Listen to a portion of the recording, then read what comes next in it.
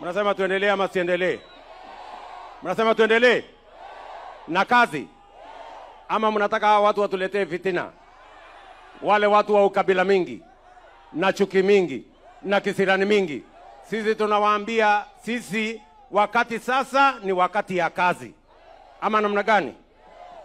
Si nyinyi ni wananchi? Si nyinyi ndio mnachagua MCA? Si mnachagua mbunge? Si mnachagua gavana?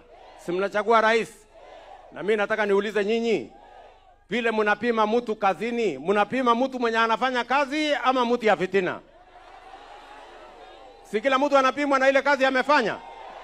Kama mtu ni mtu pere barabarani, sijui mambo ya bure, si nyinyi mtamweka mahali anatosha? So mimi naambia hawa jamaa, tulizeni boli, mambo bado. Wacheni kwanza tufanye hii kazi ya wananchi. Ama namna gani? Siku ya siasa ikifika tutakutana na nyinyi kwa kiwanja. For now sisi tunataka kuweka vifaa kwa hiyo hospitali. Tumalize stadium ya Buhungu. Tumalize hospitali ya referral ya Kakamega. Tuunganishie hawa stima. Ama mnasemaje watu wa Kakamega? Si namna hiyo? Huyu Tindi Mwale ameniuliza mambo mawili.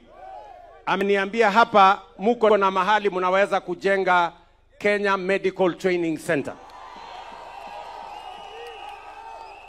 Na mimi nimetoa idhini ya kwamba hiyo Kenya Medical Center ijengwe.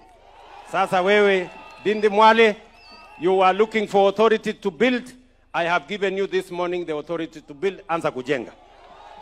Na hapo katikati ukikwama, mimi niko naweza kuja kukusaidieko. Ama namna gani?